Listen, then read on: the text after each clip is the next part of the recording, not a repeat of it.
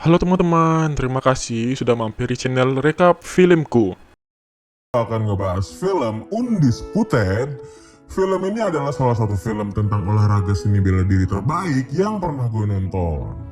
Judul film ini adalah Undisputed yang dirilis pada tahun 2002. Latar tempat di film ini akan berpusat di sebuah penjara yang bernama Sweetwater. Sebuah pertandingan tinju sedang diselenggarakan di Sweetwater. Memang secara rutin menggelar pertandingan tinju antara lapas setiap 6 bulan sekali. Dan orang yang mampu menyulap sebuah penjara sebagai ring tinju ini adalah seorang gangster bernama Mandy. Kakek tua yang mendekam di penjara ini karena kasus penyelewengan pajak. Dia dibantu oleh anak buahnya yang bernama Campos. Dan partai puncak pertandingan kali ini mempertemukan antara juara dari lapas Loda yang bernama Zan melawan juara bertahan milik tuan rumah yang sudah 67 kali bertanding tanpa pernah kalah, yaitu Monroy Hutchins.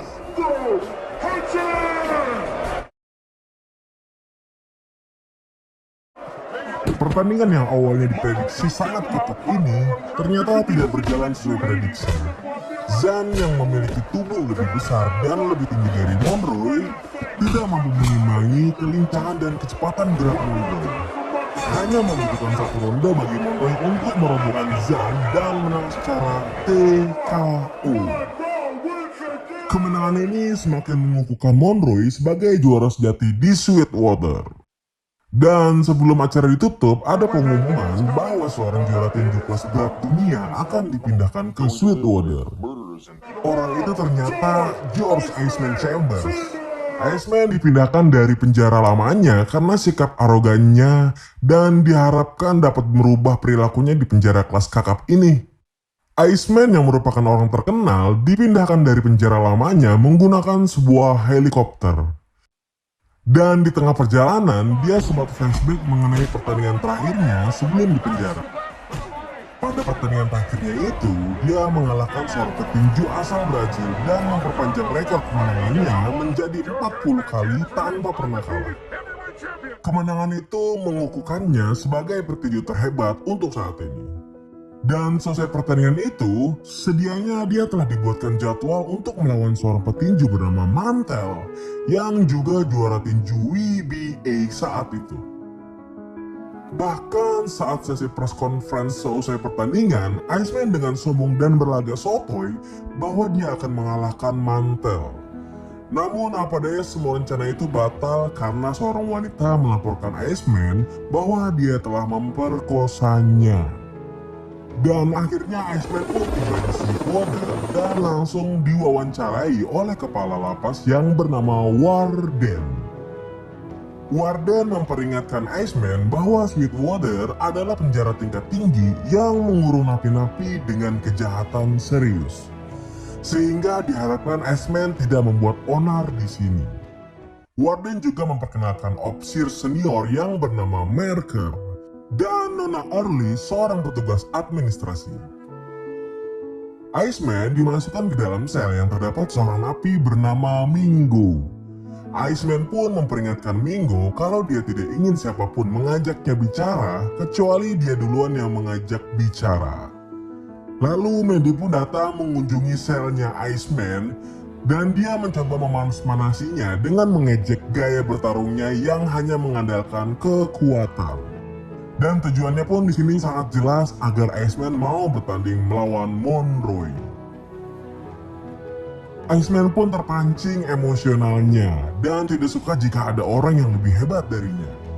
Kemudian Campos memberitahu Iceman nama juara bertahan di Sweetwater adalah Monroy Hutchins.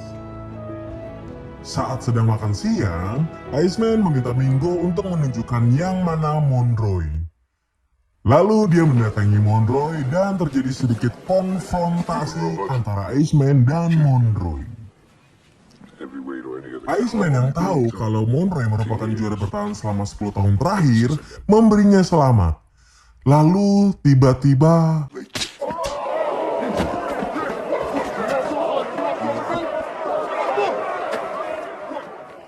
setelah itu Iceman dibawa menghadap ke Warden untuk diberikan teguran. Namun Iceman justru mengancam Warden jika berita buruk tentangnya sampai terdengar keluar, maka akan mempersulit posisi Warden. Akhirnya yang menerima imbas dari insiden itu hanyalah Monroy. Untuk menghindari terjadinya lagi konfrontasi dengan Iceman, dia akan dipindahkan ke penjara lain. Dan sambil menunggu proses kepindahannya, dia akan dikurung di dalam kurungan tunggal, di mana sel itu tidak memiliki pintu, hanya lubang seadanya untuk menaruh makanan dan berkomunikasi. Lalu Monroy diwawancarai oleh Nona Early untuk rencana pemindahannya ke penjara lain. Nona Early menanyakan pendapatnya tentang Iceman, apakah dia takut kalah darinya? Bagi Monroy, sebagai sesama seorang petarung, tidak ada yang dia takuti. Semua petarung pasti akan mengalami kekalahan, entah itu karena kemampuannya menurun, karena usia, atau karena hari itu bukan harimu. Apapun itu alasannya, para petarung hanya bisa berharap tetap juara selagi masih ada di puncak, untuk selalu menjadi yang terbaik.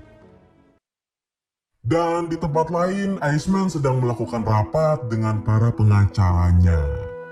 Pengacaranya memberitahu bahwa wanita yang melaporkannya meminta ganti rugi sebesar 75 juta US dollar.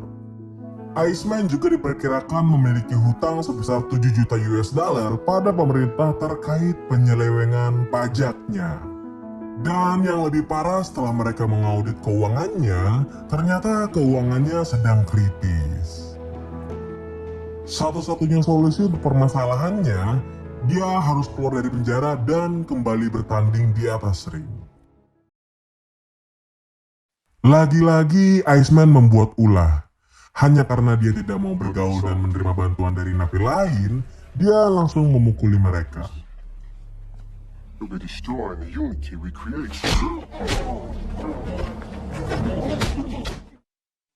Kali ini Iceman tidak bisa lolos dari sanksi.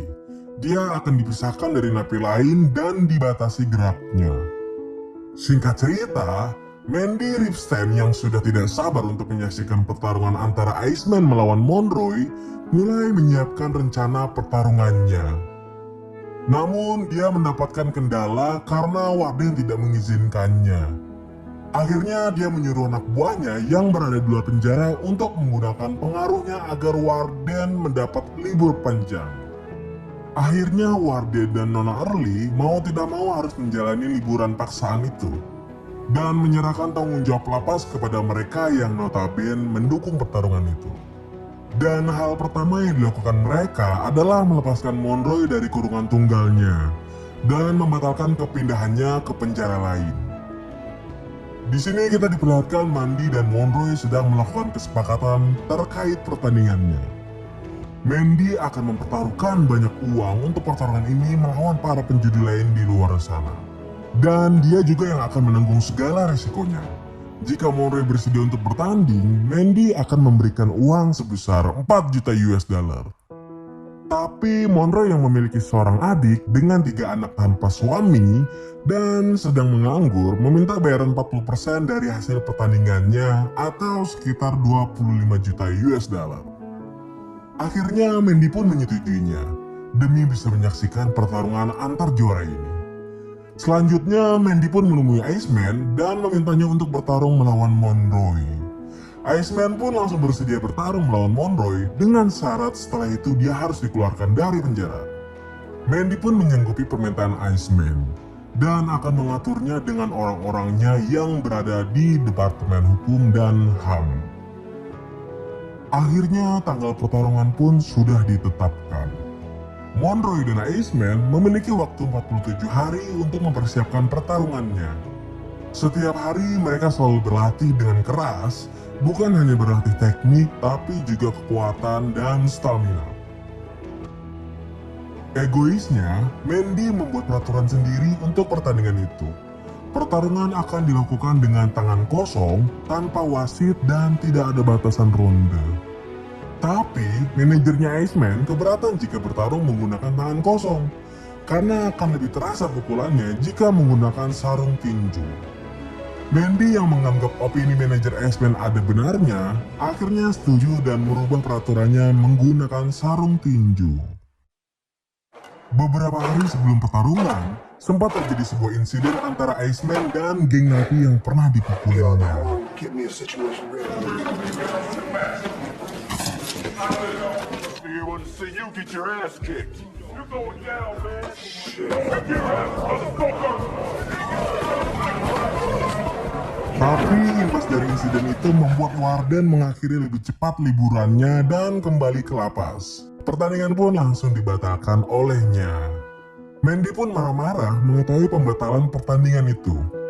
Dia pun meminta Chambos mengatur pertemuannya dengan Warden. Di pertemuan itu Warden memperingatkan Mandy kalau dia tidak akan merubah keputusannya. Kemudian Mandy memberi dua pilihan kepada Warden, yaitu yang pertama, dia bisa memilih untuk dibunuh, atau yang kedua, dia memilih untuk mendapat banyak uang.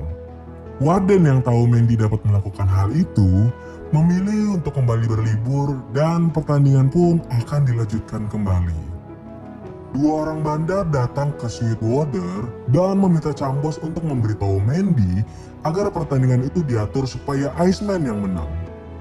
Namun Mandy yang menginginkan pertarungan yang adil menolaknya dan meminta bandar itu untuk berbicara sendiri ke Iceman.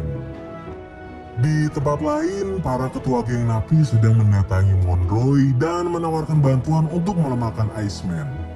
Mereka berencana untuk memberi minuman yang sudah dicampur obat pelemah ke Iceman, sehingga tubuhnya akan lemah saat bertanding. Tapi, Monroy yang seorang petarung sejati menolak hal tersebut karena dia bukanlah seorang pengecut dan mengancam akan menghajar mereka jika berani melakukan hal itu. Akhirnya hari pertandingan pun tiba. Merker memanggil semua napi untuk datang menyaksikan pertarungan. Monroy dan Iceman melakukan pemanasan di ruangan masing-masing. Para bandar judi juga sudah pada sampai di Sweetwater. Dan para petarung memasuki area pertandingan. He's also undefeated on the outside. George Iceman George. And here we go, baby. Monroe swings and then Iceman totally with a hard right hand to that. Just with the Iceman. Right. And boom, the Iceman drops. To the stomach, another left, Owen uppercut. And Monroe, and we now know why he's the heavyweight champion. And Monroe is up. Looks like he will continue. Go, baby. Despite the knockdown, Monroe looks like he pulled him up. Right hand. A wicked exchange. Goes on his heel. He's up against the fence. The Iceman is going toward his mouth. Oh, another right to the head. That sends Monroe down. He just loves the taunting crowd. He got everything going his way. Let's go, man. He's looking for that big punch to end it off for Monroe. For the kill. Monroe, the Iceman is staggering and he's hurt. Oh, and the right hand puts Iceman down. The Iceman is down. This is unbelievable. And the Iceman is up. He's staggering around. The Mooney under control. Monroe has definitely enjoyed Iceman changes at this moment as anybody's guess. This one, that was the toughest round in the Iceman's whole career. Oh, he is back. A left and a right to Monroe. And a right hand. And the Iceman is forced to clinch. To the stomach. Overhand right. Another left and a right. And an overhand right.